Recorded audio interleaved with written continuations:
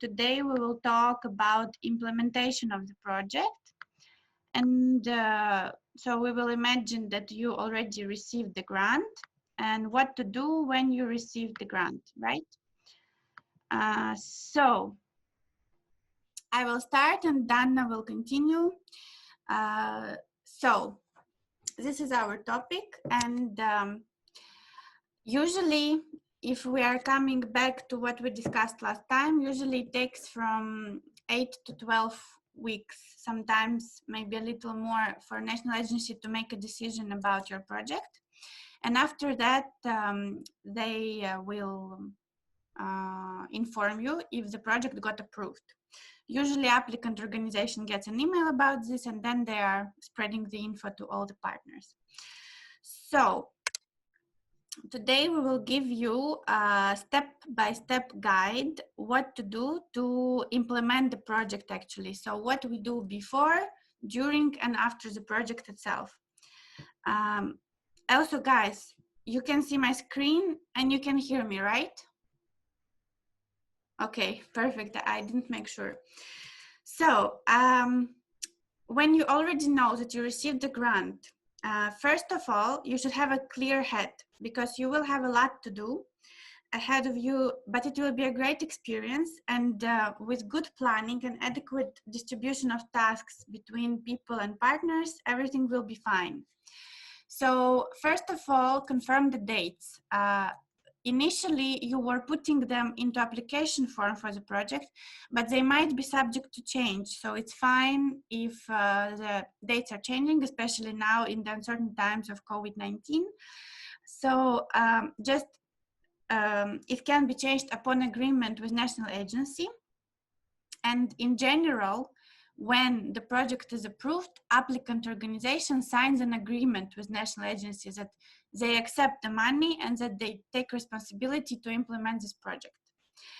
So after you have the dates confirmed and you know for which dates you will be looking for participants, you should inform all partners about this beautiful fact that you received the money.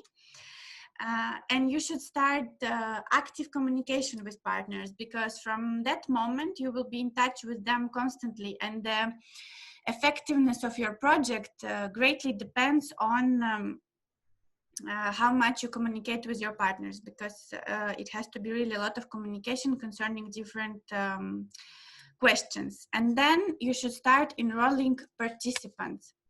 So it's very important to be careful with selection of participants, and in our, let's say, jargon, it's called PACs, participants in a short version. So now you know what it means. And it's really key to success, participants, because they are kind of the core of the project. They are the people who will be taking part, and they should be good people. So do not select in the last moment. Don't leave this until the moment when you need to be in a rush. You should choose motivated people who made an effort, for people for whom it's not just a trip for free to go somewhere, but it's a learning opportunity to become better. Of course, their motivation, which they express in the beginning, is not an insurance that they are good people and that during the project they will be motivated, but at least in a selection process you have to pay attention to that. So to select your participants, you can use closed resources. So this is a mailing list and means of communication of your partners. And basically, you solely rely on the partners. For example, you say, I need 7 participants from Armenia, and I need 7 participants from Belgium, and 7 from, I don't know, France. And then you kind of give the task of looking for participants to your partner, because they are reaching out to young people in their country, in their region, and they can do it. But sometimes partners who were good in the beginning, let's say, and with whom you had good communication while you were writing application form, can be human factor, like people change, or they are just under some stress or something, and they stop replying to you. So if you feel like your partner is not capable to enroll all people, like all full amount of people which need to be in your project, you can use open resources. Again, like we discussed before, and now you have all this information in your folder. These are Facebook groups and European training calendar. So you can put your event into the training calendar and thousands of people will be notified about your project. Or you can use Facebook groups and also look for people from there. But even if you are using closed resources or closed plus open resources, in any case, it's very important to have a good application form for the participants, and you should think it through. So you should put there questions which you are interested in, because only you as organizer know what kind of participants you are expecting in your project. So you can put all kinds of questions there which you want to find out about this person.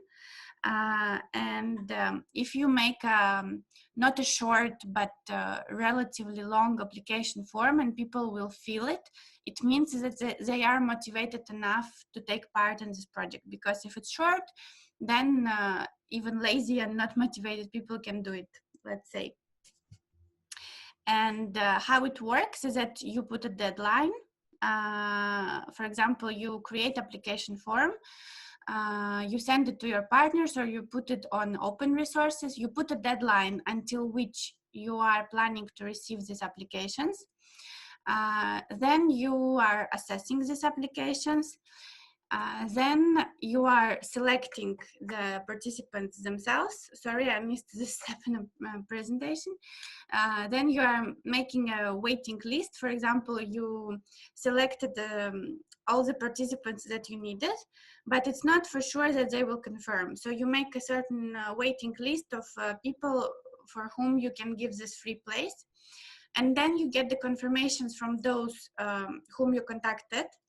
And if they didn't give confirmation, you take a person from the waiting list. If all of them gave the confirmation, then you just start working with those participants and you start communication with them, preparing for this project. Okay, maybe you have some questions about participants. Tell me.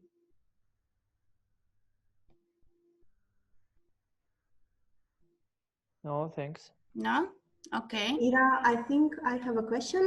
Yeah. So, are there any sign of good participant? Of course, you mentioned that we should better know whom are we looking for, but maybe there are some tips how to, like, make it threshold, how to perhaps not to allow non-really motivated people to join the project, maybe some general rules. So as I mentioned, I think that if you prepare an application form which is long enough, and there will be some really deep, thorough questions there, then you will see this threshold yourself. Because if people fill it out like, very in a lazy way, they just put one sentence in their motivation or something, then you don't need those people. Another thing you should look for is if these people can actually use their experience somehow in their life, because and they should write about it in the application form. Because if this is just a young person who is not like active anywhere at all in local context, he's not a volunteer in a local organization or some youth organization or some youth center, then maybe, and this is specifically for training courses, right? Because it's more professional. For youth exchanges, actually opportunity should be given to everyone, but at least they should fill out the application form in a good way, in a thorough way.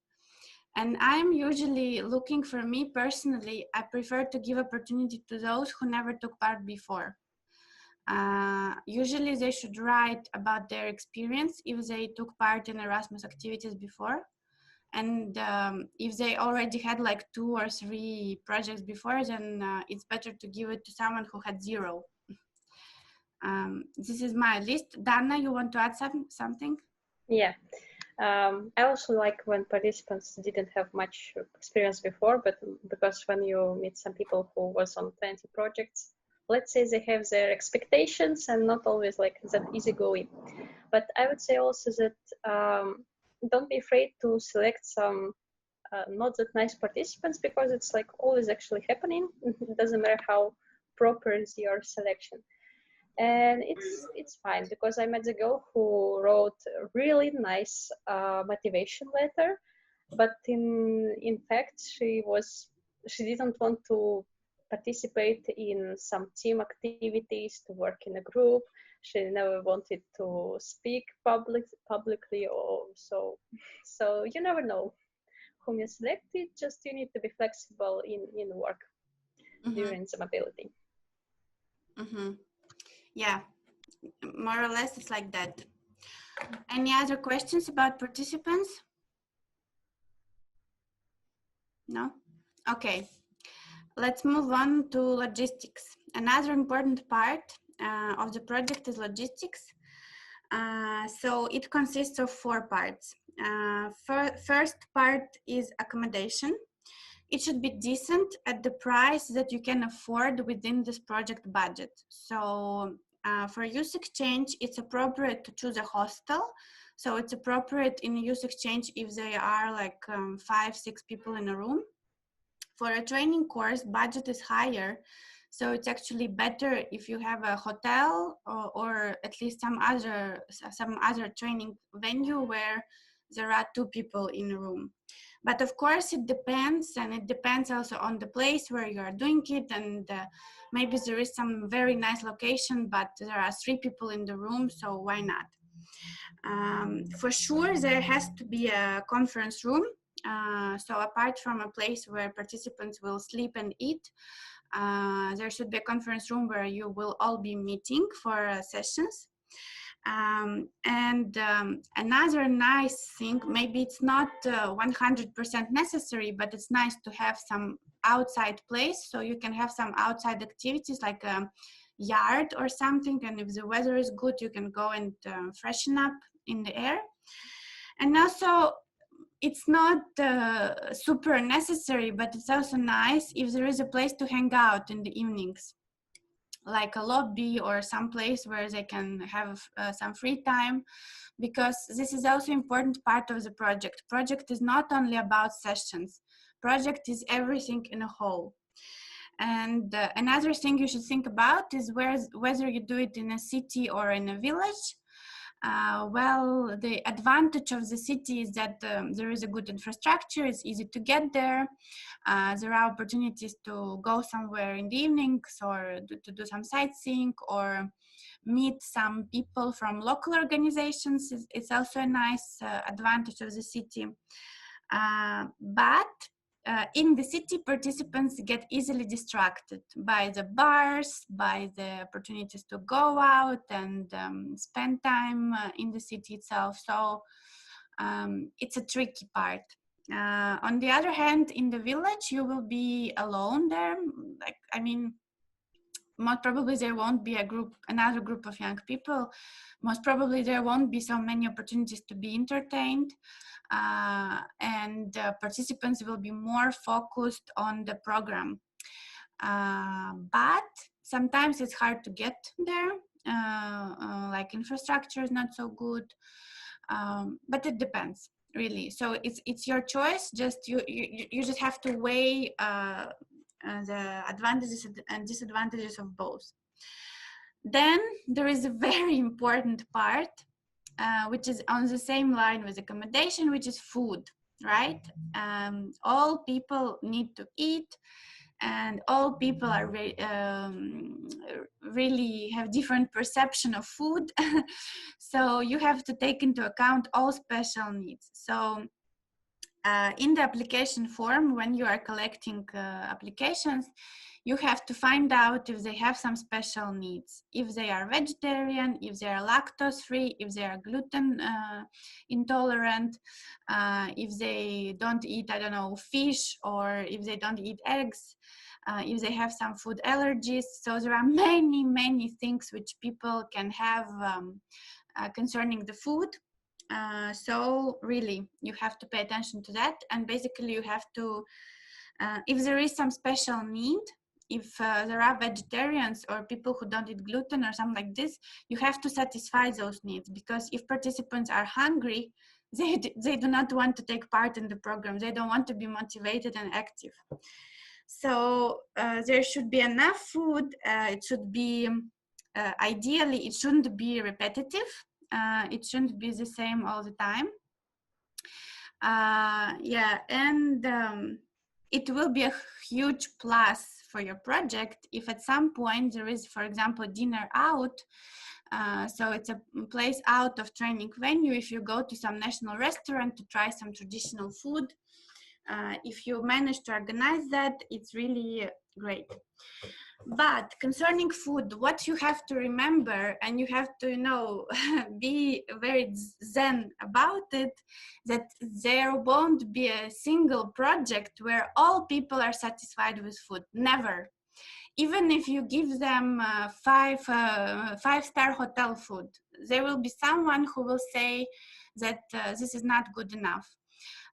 So there is a very bright example from one of the projects where I was also like helping, like a logistics person. We were here in Russia, in Nizhny Novgorod. There was a training course in, I think it's a 4-star hotel. It was given to us at a good price. And another trick is that if you host a big group, and if it's off season, like not summer or not winter, it depends on the place. If it's off season, they can give you a good discount because you are hosting a big group.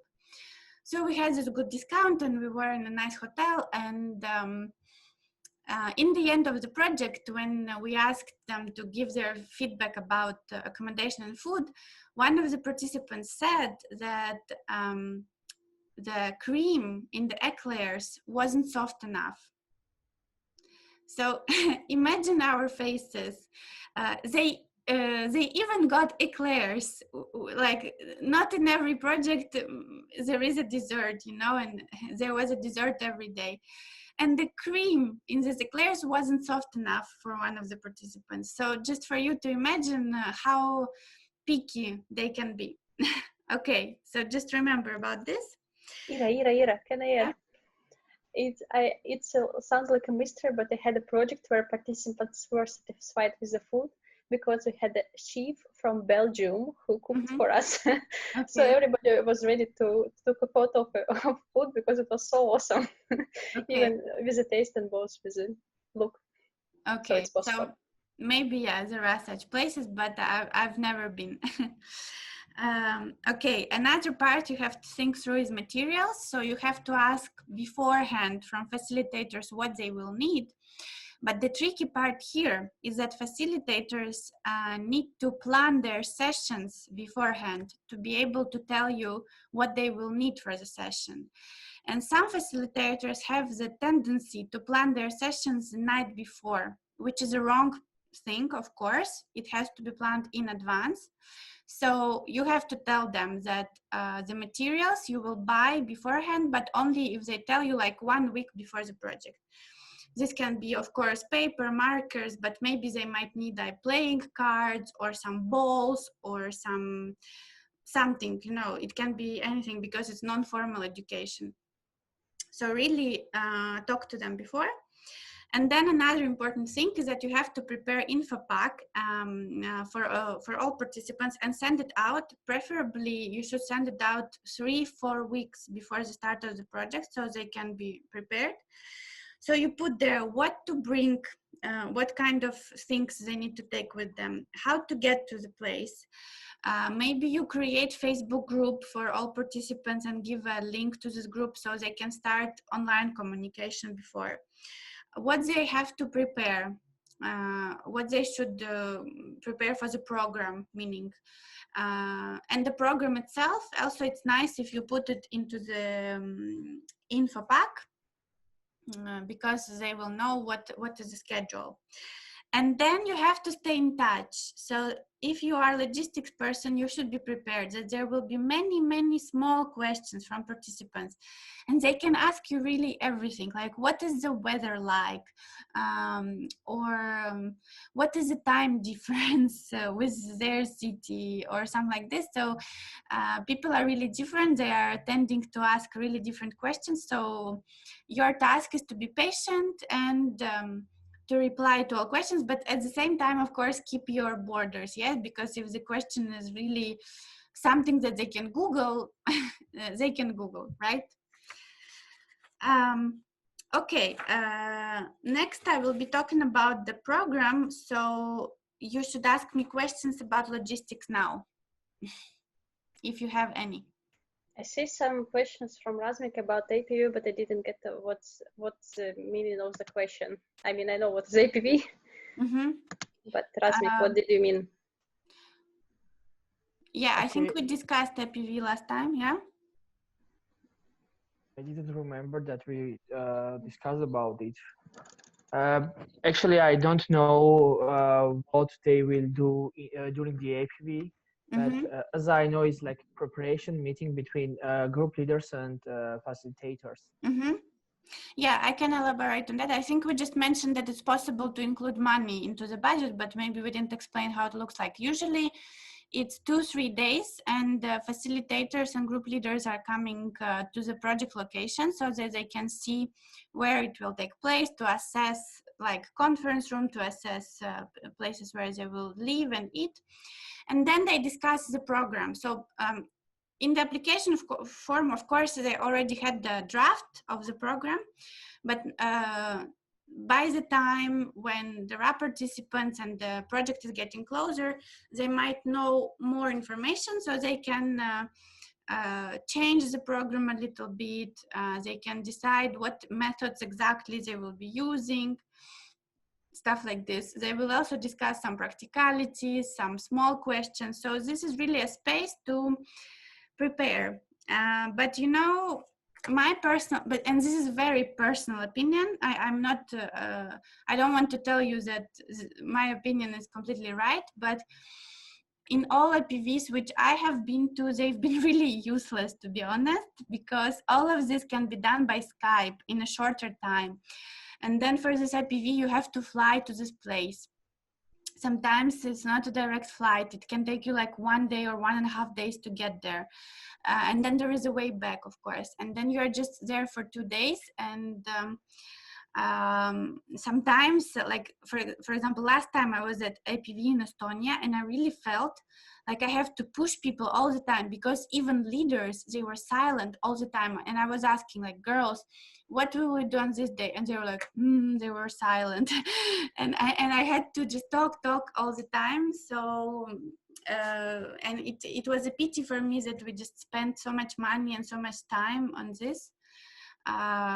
So yeah, really it's up to you. If you feel like it's really important for you to meet before, then do it. If not, especially I think now when travel, I think in the next years travel will be more complicated in terms of like you have to wear masks and maybe checked at the airport and stuff like this. Maybe it's better to avoid such things and go only for the project. I would also add that EPVs are used for getting more closer with the partners, because sometimes you invite some people whom you didn't work before, and so it's a way to build more reliable relations and not to be afraid that your partners will not answer you later on or will not prepare participants in a proper way. You can also discuss together how to prepare participants. I didn't have experience. I didn't have experience in APVs in Erasmus, only with European Solidarity Corps, but I'm gonna participate in December, and maybe later I will tell you if it was successful or not. I'm gonna participate in July, but unfortunately I couldn't do it. Oh, sad. Yeah, maybe it will later. be just postponed. Maybe it will happen later. Okay, so moving on to the program. before when you are preparing for the project, you should do the fine-tuning of the program. What does it mean? It means that you should collect expectations of participants. You should find out what they want from this project, and then if needed, you should change the program a little bit. I'm not meaning that you have to change the completely, but certain parts you can shift, you can play a little bit with sessions. So really, this is important. And during the project itself, in the process, program can also be changed a little bit as a result of daily reflections. So you will collect their feedback every day in the end of the day. And if needed, you can quickly change the program during the program. It's also like possible, and it's okay to do that. Concerning sessions, so the classic version is that these are 1.5 hours sessions with 30 minutes breaks. There is a longer break for lunch, usually 1.5 or 2 hours. And it's very important in the sessions to use participative methods. It shouldn't be a lecture, it shouldn't be a presentation. You should make participants move, discuss, brainstorm, playing games, analyze, and be creative. And sometimes be even crazy, which is also fine, because this is non-formal education. Of course, this is a task of facilitators to think through these methods, but if you are a facilitator yourself, you will have to do it. If you are not a facilitator and you will see during the project that facilitator is giving lectures instead of running sessions, then something is wrong, because it shouldn't be like that.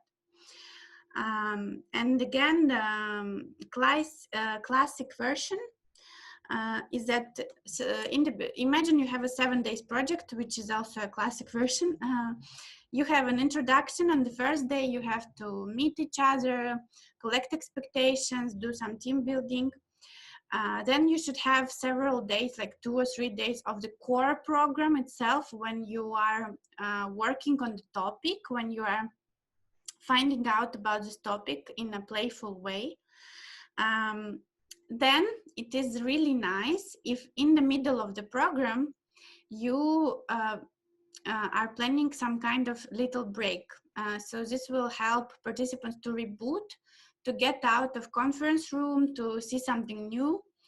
And this can be a kind of walk, or this can be a visit to some organization or some kind of activity, but like in the city or in the village where you are. So a place and space to let them go somewhere, basically, and change the environment. So it's really nice, and you can make it like you can add some task to it. For example, with Dana, when we did youth exchange in Bulgaria, we made hike to the mountains, but we gave them a task to collect some materials and then from the forest, and then make some what it was, installations. Yeah, like with eco style, something like that. Eco style installation. So it wasn't just a walk, but they had the task kind of.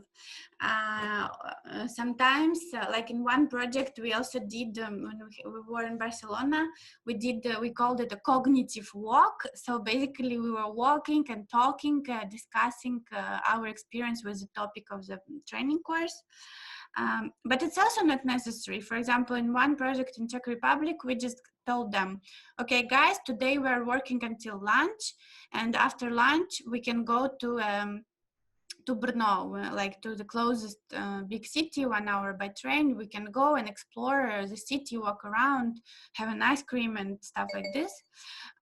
So yeah, this was something nice, and this allows participants to reboot, let's say. Then after the break, again, I'm not saying that this is the only way to do projects, but this is how I did them before.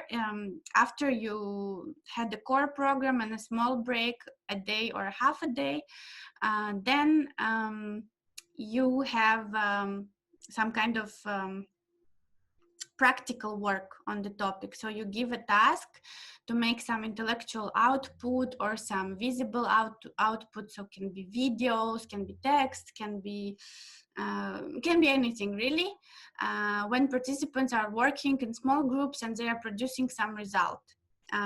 This is also one of the ways to do it. And then there is a half a day at least for evaluation when you collect their feedback about the project, and also can be dedicated to future plans when they are planning future projects together and discussing what else they can do around this topic. So this is just an example, but of course you can play with the program and you can plan it in a way that you want. The most important part is to keep participants interested, not sleepy, you know, and to make it useful for everybody involved. As I mentioned before, apart from sessions, free time is also important, because project is not only about sessions, it's about learning from each other. So in free time can be intercultural nights when they're sharing information about their countries, some food and drinks and games or movies. Can be movie nights. It's also nice if you think about the movie which is connected to the topic of your event, and just find some kind of beamer and watch it in the conference room at night. Sometimes people are doing TED Talks nights when they are watching TED Talks also to this topic. Can be game nights or board games or something else. As I mentioned, it can be hikes or sightseeing, and of course you don't have to plan free time for every night. You should let them be creative and provide space for sharing, so they can also think themselves what they want to do in the evening, and usually they come up with ideas and they do something by themselves in their free time. And another important thing is team building, because without a good team, good project won't happen. So you have to pay attention to it in the first days. You definitely have to have at least 2 sessions dedicated to team building in the first days, because it's important to glue people together. If they don't know each other, they won't be able to work together in the next days. Then during the project, you have to be alert to arising problems and conflicts and solve them on a discussion basis and as a team. So it shouldn't come from you, like you shouldn't have your opinion as a trainer or as a facilitator or organizer, like you are wrong and you are right and you shouldn't do like this. So you should make these decisions collectively, because this is a non-formal education project. And you should always remember that this is a part of learning process, and discussion is always learning. So if you feel like your participants are doing something wrong, just put it in a common discussion, and they will find out themselves what they want to do with it.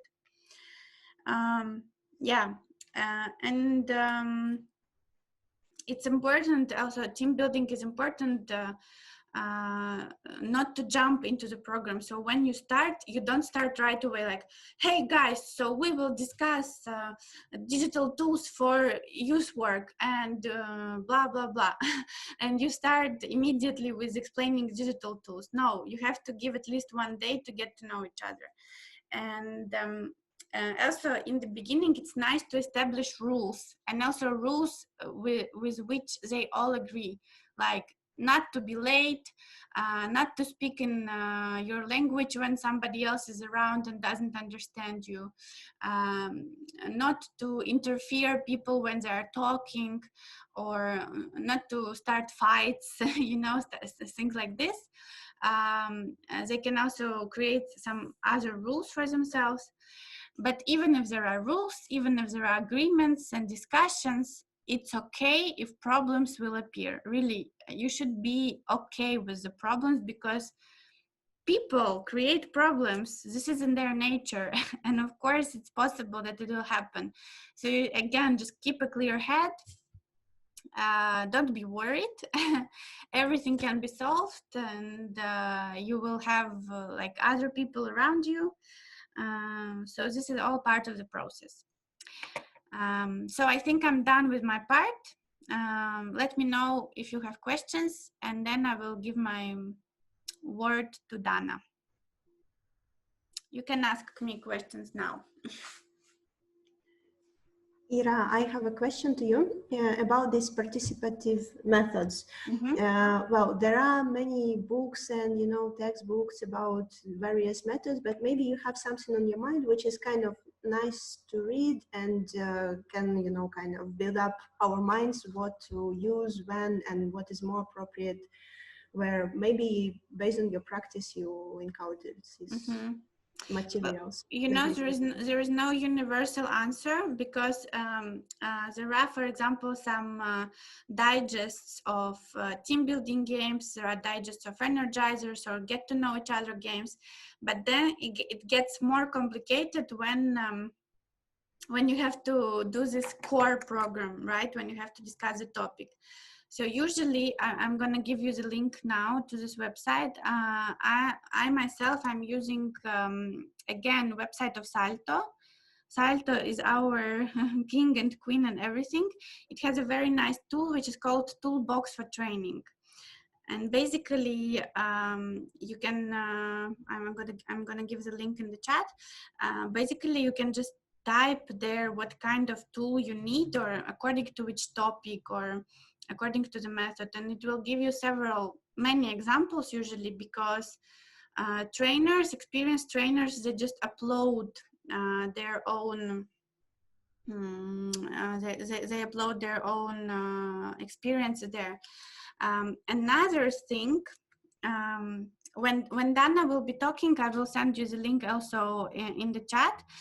There is a so-called International Youth Work Trainers Guild. It's like an association of youth work trainers, and they have started and they are running a YouTube channel, and they have like really short videos, 3 to 5 minutes, where they explain basic stuff and where they give examples of some nice methods which they are using. So you just watch this video and it makes clear. I will send the link. I just need to search for it. Oh, so these are the main things. But sometimes when you are just when you don't have any clue, when you don't have any idea, just start talking to your colleagues. It's better when there are two minds than one mind. Maybe they might give you some idea. And of course, in the beginning, it's very important to work with someone who is experienced. Because if you are both new, then it's like harder. At least if there is experienced person, they will pull you up, you know. Yeah, so basically all of this is learning by experience. Okay. Some other questions to me? No. Okay, Dana, go ahead. I'm turning off myself.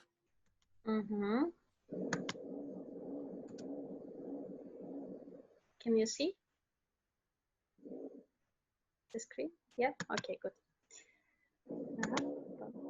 No, not this.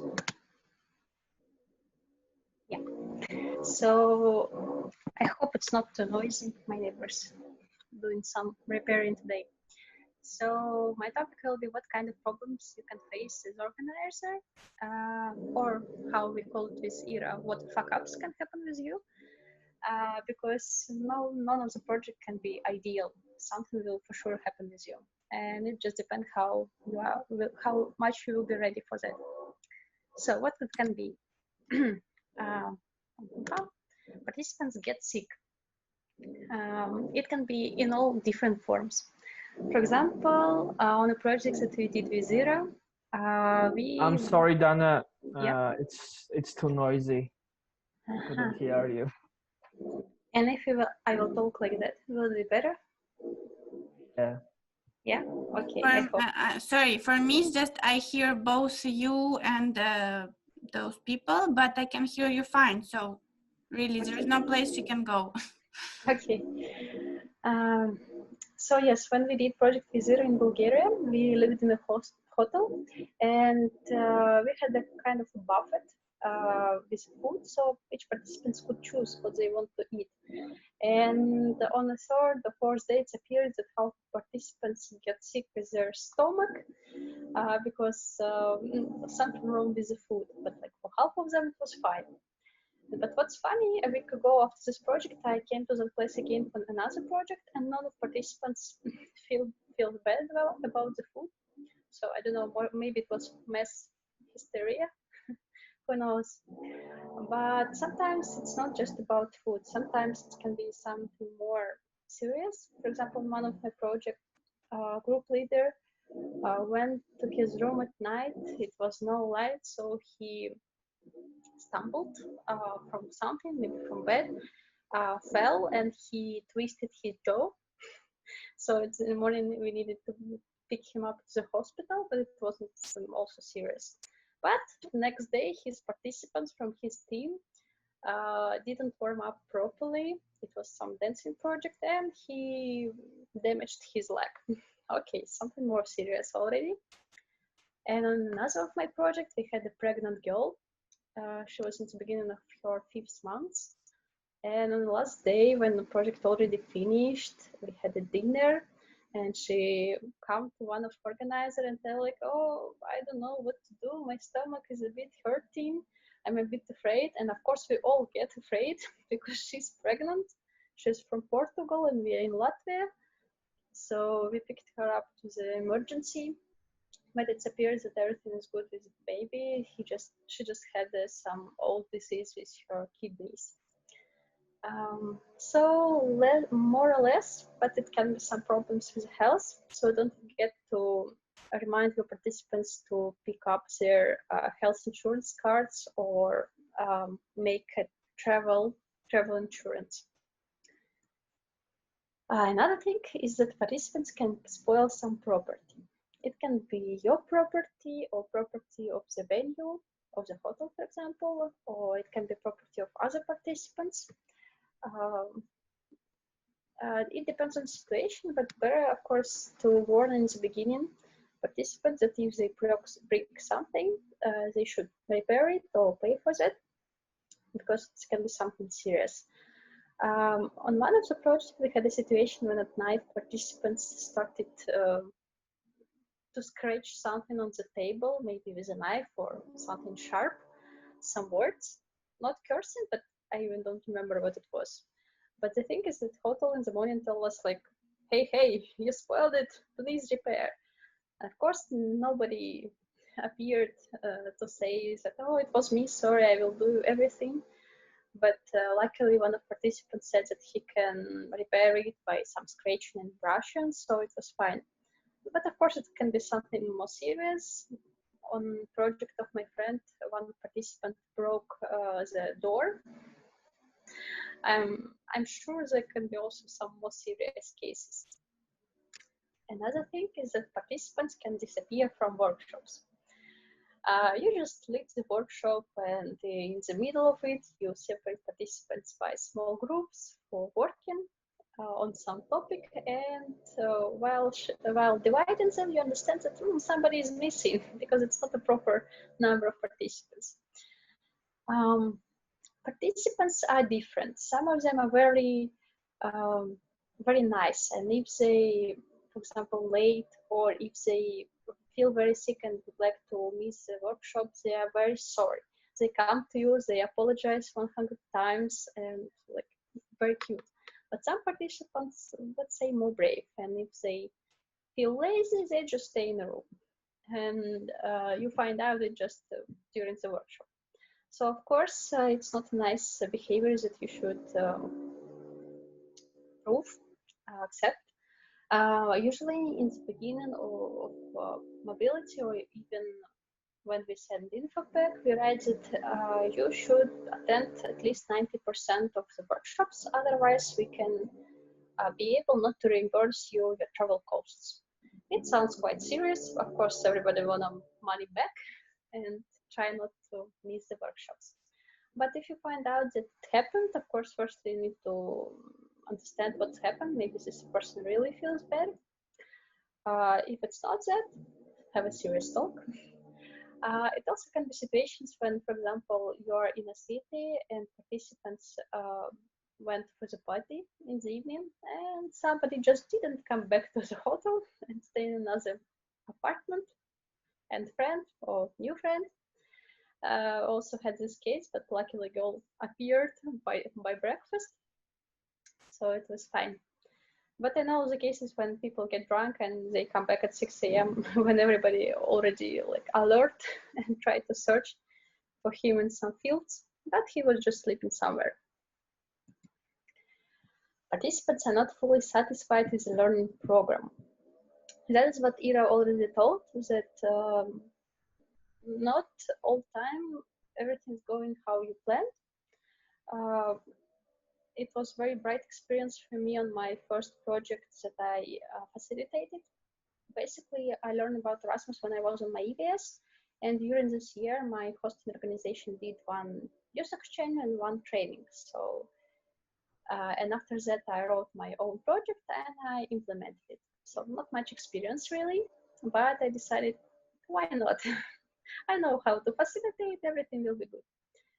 But the thing is that before I facilitated with a little bit other methods, and at the end of second day of mobility, me and my co-facilitators understood that everything is fucked up. Like half of participants had some Erasmus experience before. They get used that workshops are happening in other ways. They don't like something, they starting to behave not nice, to like selling bad things. So the thing is that you, of course, can always adapt your program. Basically, what we did in this situation, we sit together, facilitators and these unsatisfied participants, who are the most, bright among them, and we discussed them the future program, what was our idea to do. Maybe they have some thoughts how to improve it, so everybody was feel more satisfied. Basically, we changed just one workshop from the next 5 days, but everything was much better after it. And the mood went up after this meeting. Also, it's not obligatory to discuss with participants, of course, it was just this case. You can adapt it how you feel, maybe from the feedback, from reflection sessions, which are happening in the evening. Yeah, just feel free to change it. And because the happiness and the satisfaction of participants is the most important thing. Another point is that after you finish the project and wrote a final report and submitted it to the national agency, we already discussed like last time that firstly you get 80% of the budget, and when you approve, confirm the report, you get another 20%. So it can happen that they will not approve all your costs because, not because you didn't follow some rules or whatever, but maybe some even the less distance of traveling, or somebody didn't come, or you didn't spend all visa money, or so on. When you make a project, just ask your partners if they had a previous experience with it. Maybe they also can give you some advice what can happen, but be ready that they can cut something. Another interesting situation is when national agency start to check old projects, maybe 1 or 2 years after they happen. It happened with one of the projects where I was group leader in Lithuania. And basically, organizer contacted me almost 2 years after and said that national agency made a double check and they found some mistake in the documents. So he asked my participants to sign some document and sent to him to Lithuania, each of them, and they are all from different cities. So of course he made reimbursement for this code that they did, but still it's needed to be in contact with the whole team. It was interesting experience. After all, he didn't manage to take all stuff, all documents from other partners, so he lost even some money. But it was actually his mistake that he didn't make it in the proper way. So if the project finished, be ready that it can appear again some years after. But it's quite a rare case. Basically, I heard about it just from this Lithuanian partner. Participants don't do dissemination after they come back home. As we also told last time, during the project, participants create some results which show what they learned during the mobility. And these results are the way how to show others what they learned, to share this knowledge, this experience, maybe these new skills. And quite often you create these results during the project and you ask participants like, oh yeah, when you come back, please find the time to write some post about the project and include there our results, so we could show national agencies that we really disseminated and a lot of people heard about project. So it's not like just for us, but also for other people. But in fact, everybody is quite lazy. Especially for youth exchanges. When they come home, like really will take you a lot of efforts to wait from everybody some report or some post, even simple one. So my advice here is to ask participants to do that during the project in the last day. Give them, I don't know, half an hour or hour, depends on the task. And they just sit in a room, don't go out. They just write the post, find the photos, what they like. And once it's published, they send you the link immediately in a chat. That works the best. It also can happen that you already selected all participants, they confirm the participation, but then somebody rejects. It can happen even if it's not that much time already until the project, and it's a problem to find new participant. In my experience, it was even the case when the girl went on a project with a bus. She came to the country, she stayed in apartment of her sister, and she gets sick. So when the project started, she texted us, I'm so sorry, I'm sick, I will try to recover today and I will come tomorrow. On the second day, she like, oh, I'm sorry, I'm still sick, I will come tomorrow. So on the third day, we say like, okay, don't come. We just find some local guy who was ready to join right now. And he started to continue the program from the third day. It was fine. Also, there was a very nice case when we had a project in Croatia and all Hungarian team came with a train. It was 12 or 11 participants. So they came into the train, they should be there at like 5 or 6 hours. And somewhere in the middle, one of the guy on one of the stops, he just came out and he went back home. We are still wondering what they do during these 2-3 hours, that he decided that he will not be able to manage to stay other days with the people, but he just ran out. So yeah, keep some waiting list until the last moment. So if it's not like this train case, so you could invite some easygoing person to join in the last moment. Basically, I know people who join 2 days before the project. It's also normal for somebody. Yeah, that's my advice. For sure, in 99% of cases, there will be some people in the project who doesn't speak proper English or almost doesn't speak it at all. It's fine because Erasmus projects are open for everybody and they try to be very, try to involve everybody, to be very open, to be very inclusive. So the level of English is not the point which should be a criteria for selection. If you write an application, it will be even minus for you. They will most probably leave you some comments that like, don't do like that. So just select group leaders who have a good level of English and maybe half of a team from this country, so they could help other participants.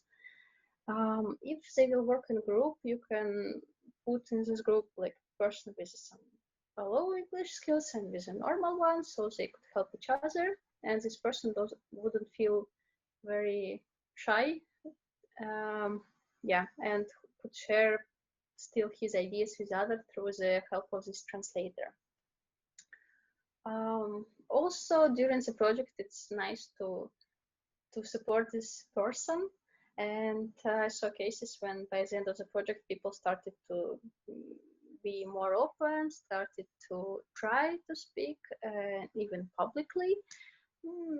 It's just important not to be afraid to make mistakes, and I think we'll be fine.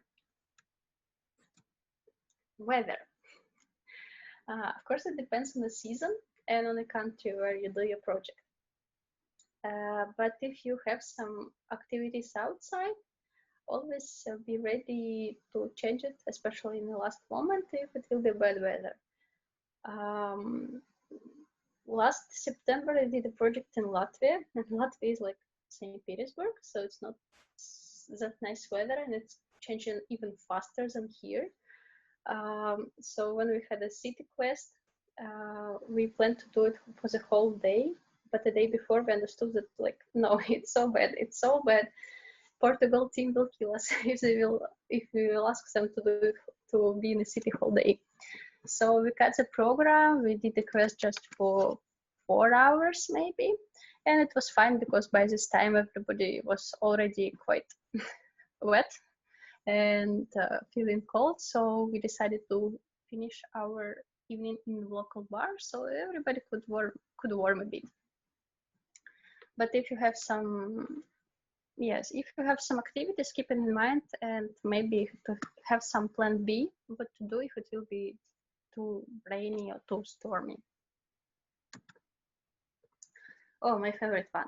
Your partners doesn't perform their duties. Of course, it's quite normal. Not normal, but it often happens when you select partners and later on they doesn't respond you proper. They are late with the selection of participants. They send you mandate and it doesn't come even if a month already passed. What else? Yeah, or when you do dissemination, you send them, okay, just publish it on your social media, and they don't answer. Well, of course, different obstacles happen in their life maybe, but I never know about it because they don't tell it. So try to choose people whom you know and who will not allow themselves to not answer you because they know you. It's like not polite. When you don't know a person, you maybe can allow it to yourself, but if you know that person, less possibility. Also, a very fucked up case that I had in Latvia is that our host organization, through which we applied the project, they started to behave not nice. The girl organizer, she moved to Portugal while we were waiting for results, and she was the director of organization, and basically she's like almost the only person who worked there. Other people just come from project to project. They don't work there constantly. And she had some personal family issues, so she couldn't come to the project, and she said, like, okay, I give you this girl that she will replace me. She will help you in all needed sites and so on. Of course, this girl didn't help us at all, so it was us two facilitators, and we tried to manage everything. For example, this girl didn't, welcome participants when they come. We should do that. When this pregnant girl felt bad, she rejected to go with her to the hospital, even she was local. So my colleague went with this girl. Luckily, doctors speak Russian, so it was fine to translate. Or I don't know, it was many fuck-ups actually in this project, but the project itself with participants was brilliant. So even sometimes some strange things still doesn't make the project bad. You can change everything. Yeah, it was quite all fuck-ups from me that I could remember. Maybe it was some smaller ones, but not that important. I also wanted to tell you about reporting. It will be just one slide. So when you finished the mobility, you will need to apply some reports to the national agency, so they could give you other 20% of the budget. But you should think,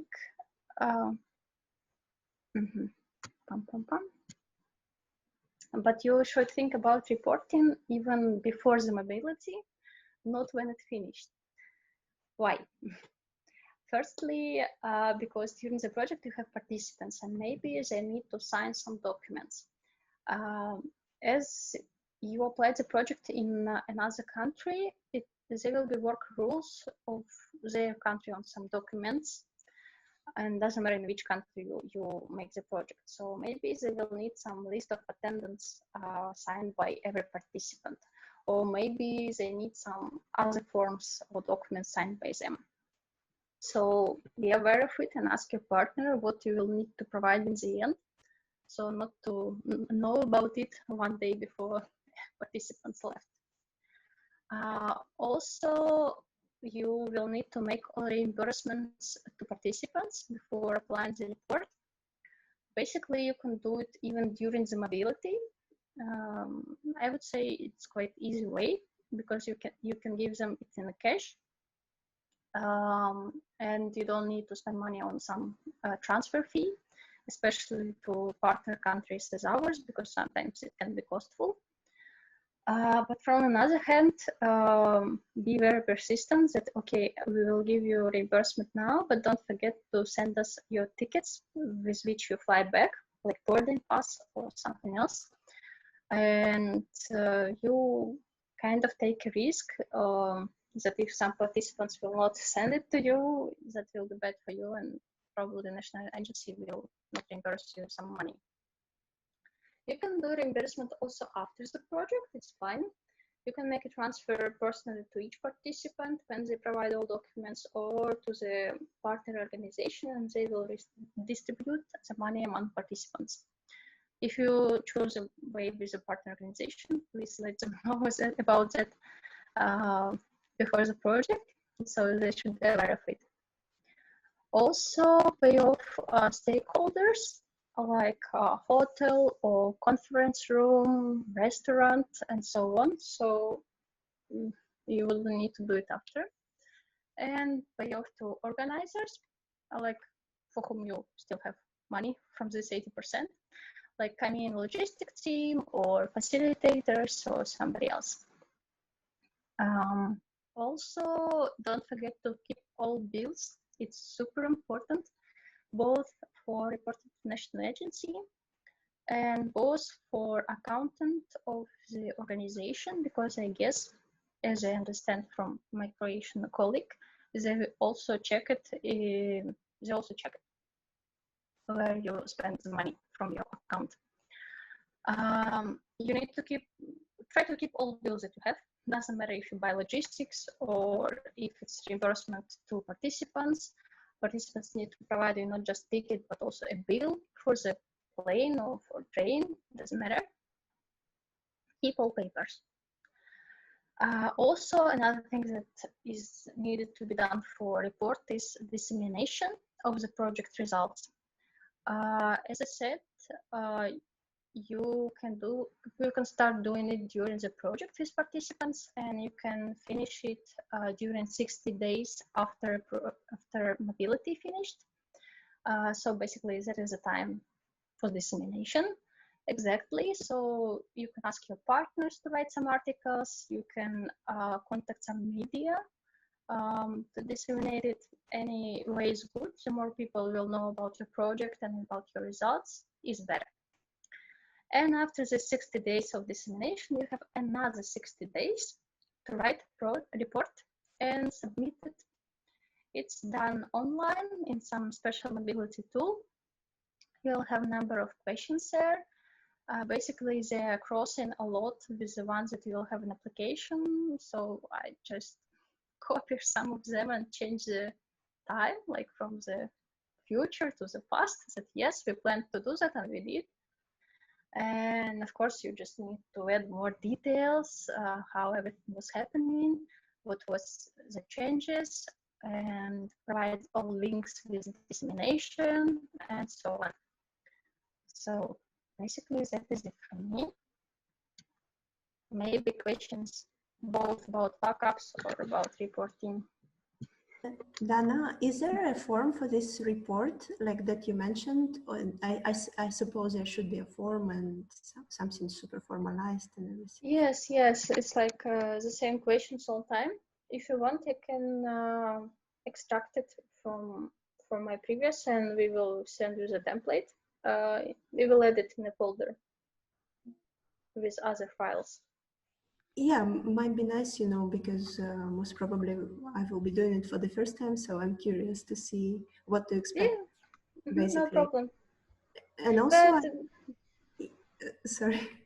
And no, also, I just wanted to add, that it's quite simple questions, and they're just repeating what was asking you in application, and they're just checking what did you do in the project. Yeah, but this file will be added to the folder. And what was the other question? Sorry. Yeah, for these non-English speaking participants, I suppose there should be like an interview, or you don't interview at all participants because there might be too many and you select just based on the application form. So, I mean, how to evaluate their level of English, and or you only interview group leaders, or how it usually Basically, it's better if the group leader is from the organization, from partner organization. So they will be more aware who's that person and can rely on that person that he will prepare other participants. It's like less work for organization as well. You can do interview with participants, it's fine. I know the organization who do that. It's more work, but if you want really quality selection, why not? Basically, it's not necessary. I usually ask in application, please select from 1 to 10 how you evaluate your level of English. And if they write like, okay, 5, I see that probably this person is like pre-intermediate, because sometimes they over-evaluate it. I'm like, okay, like 1, 2 person with a low English, okay, others will help. If it's not like majority of the group, it's fine. Okay, yeah, I see. Thanks. Welcome. Some other questions? Okay, guys, maybe if there are no questions, we were thinking to do some kind of little stories corner, but it's really up to you. You can tell us if you want to listen to some, I don't know, unusual, funny stories, or if you are tired, we can finish. Tell us. Be active.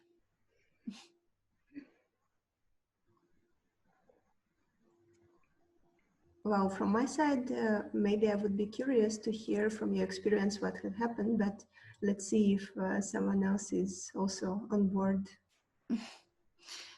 Okay. Lina has some problems. Seems like, okay, maybe we just do a quick round. Yes, some Lila also wrote. These are just, some funny moments, some things which were surprising from. Dan, is okay if I start? Yeah. Okay, so I had this case, for example, twice we did with my colleague a project in Barcelona.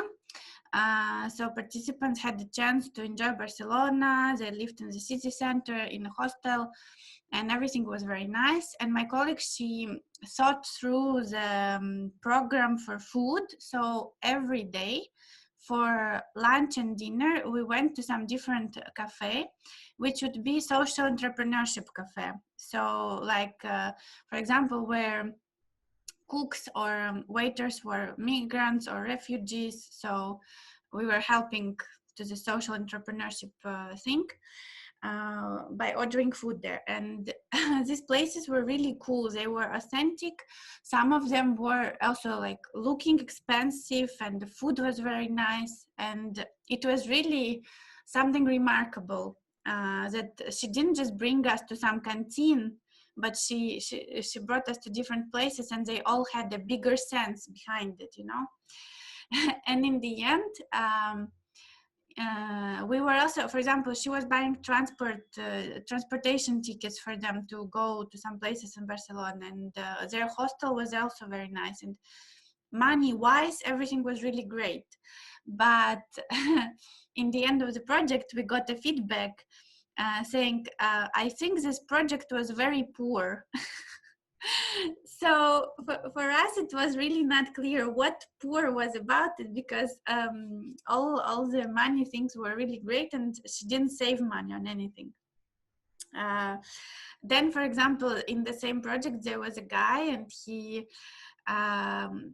he was late for sessions, and on the last day we asked them to come to the conference room in the morning, but we told them that until 12, guys, you have 2 hours to work on your projects on your computers.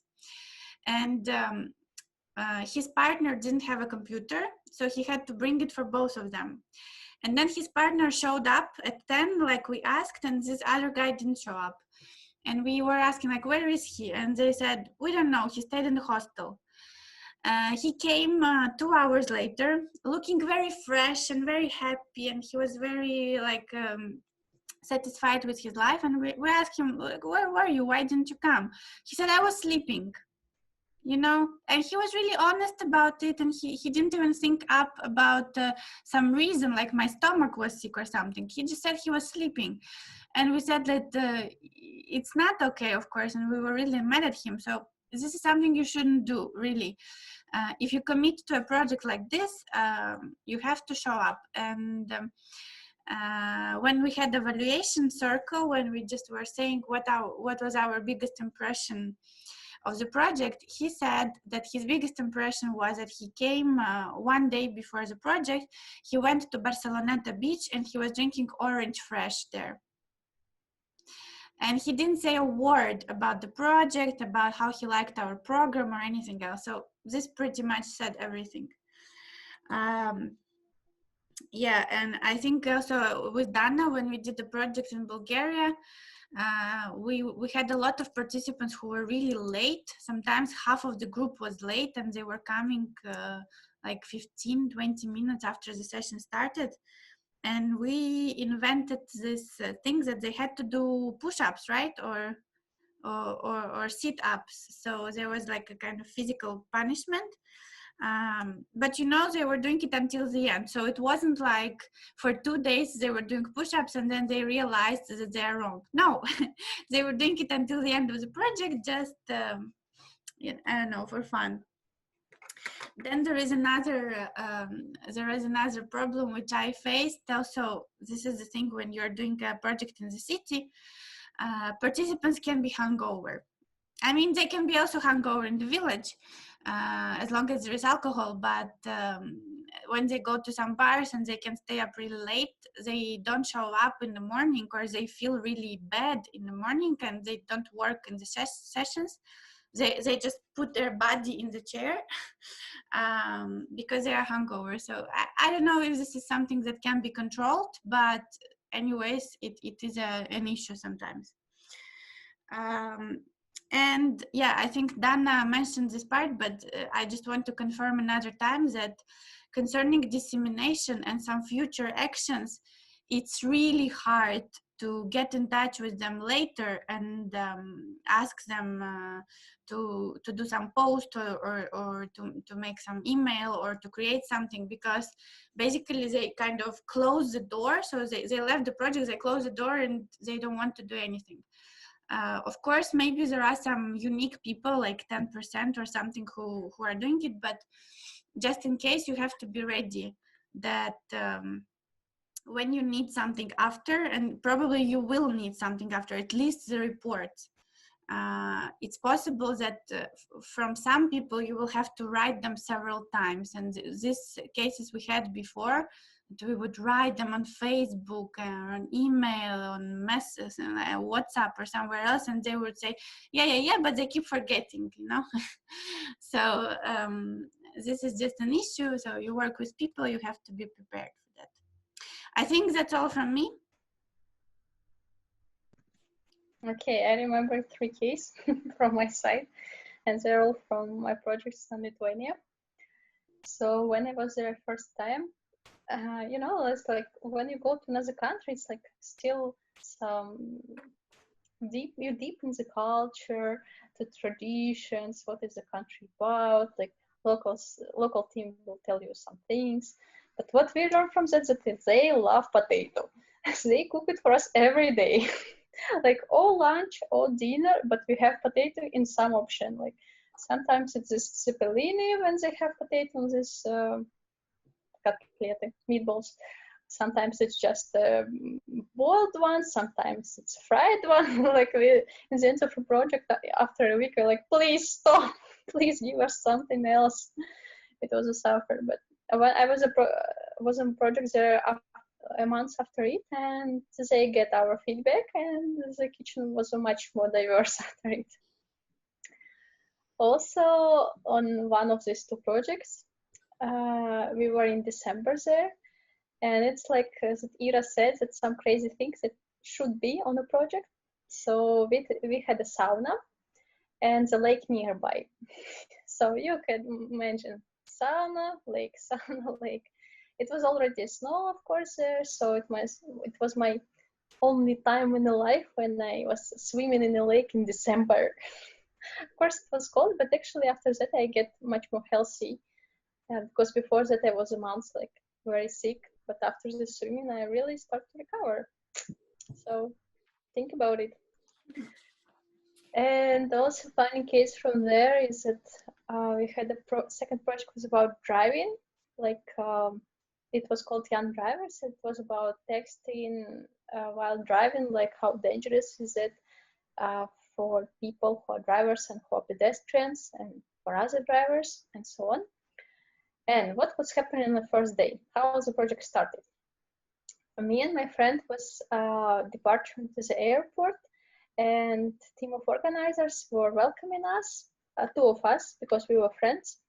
So they pick up us from the airport by car, and we went to some place to eat, and then pick up some other participants and to go to the venue. But it started to be wrong from the beginning, because airport has this limit like 15 minutes. If you don't go out, you should pay for the car. And it was a huge queue on the exit, and we're like, okay, we should squeeze somehow. And when we squeeze, we scratch some car. And in Lithuania, it's super strict with that. Like the Lithuanian guy, he wasn't with us, but his girlfriend was driving. She's like, oh my God, he will kill me, he will kill me. we cannot go from the place of accident. But we look at the cars and there are no signs that something happened. We feel it with a noise, but no signs, no scratches. We still leave some paper on this car that like, sorry, we scratch you a bit. If you find something, if you have anything to say, please call us. And we like went, we sitting, eating, and this guy is calling. We're like, no. And we should change our plans. Like we meet with this Lithuanian guy to change the cars because we need to pick up participants. So it became much more complicated, of course, but okay, he stayed to deal with it. Guy with the car, we went to the bus station to pick up other participants. And it was a huge car, like 9 places, minivan. And while we were searching for other participants, first seats in the car were empty. And some check-in guy checked the parking, and he thought the car is empty. And you cannot leave the car empty. Like on this parking, it was some special parking. And he made a tax for us. And we see how he is doing it on his machine. And we're like, no, don't do that. And we, of course, he already did this tax bill for us. And we're like, okay, what's next? And we pick up all participants. We go with the car. And during it, I understand that we have more people in the cars than it should be because this airport guy messed up our plans and we needed to change the cars. So we have more people in the cars than should be. So scratching the car, getting the tax, more people in the car. That is how we start the project about safe driving. Yeah. But other things in the next days were fine. Everybody was safe. And it was actually a quite fun project. So that is all I remembered, I think, because many fuck-ups I already mentioned you during my previous slides. So maybe you have some strange stories from your projects that you participated, guys? If you participated.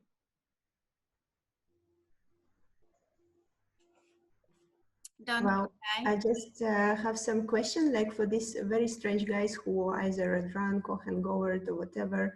Is there any way, maybe, I don't know, like somehow to, well, to not to report, maybe it sounds a bad word, but somehow to prevent them from participating again and again? Because I heard many cases when these kind of people, they not only continue going on exchanges more and more, doing the same things, but even then establish their own NGO and organize these events and exchanges and trying to say that we are decent EVS active participants. So I don't know, maybe there is this instrument somehow to prevent such people from participation. But if it's just participants, hardly you can stop it, because if they just participate in, especially from different organizations, I think they will continue, because it's kind of a reason for them to go on a project, because they want to party. But of course, if they were behaving very bad on a project, host organization, of course, will report to the partner organizations that, come on, whom you selected for us. And probably they will not send him anymore. But other organizations will not be aware of it, so they can send. And if you tell about case when it's a project organizer, a bit strange. I didn't hear about such cases, to be honest, but if the organization was bad of the project, participants are filling in a report in the end, and if they will write that it was bad project, we didn't learn anything, and organizers want us to drink alcohol all the time, of course they will maybe check why it's so and what it was a project, and they will check the organization, I guess, next project. Okay, I see. Thank you.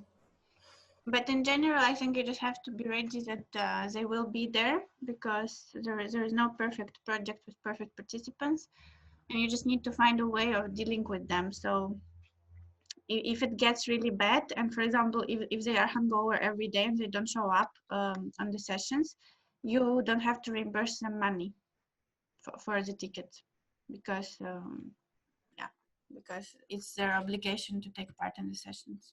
But tell about it in the beginning that you have this right, so they will be aware of it and not like, oh, I will not give you money. What? So just warn them. Maybe some other questions? No?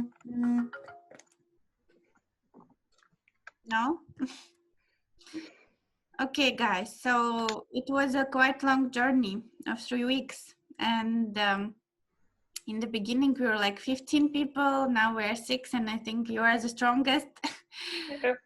Yeah, you are the strongest people, so thank you for participation. If you have some questions in the future, when you just analyze your notes or something pops up in your head, you can just write us and ask us. Otherwise, these were the main things which we wanted to tell you. Of course, it's not possible to fit all information because it's a lot. But most important, you need to remember that only experience will teach you how to do it right.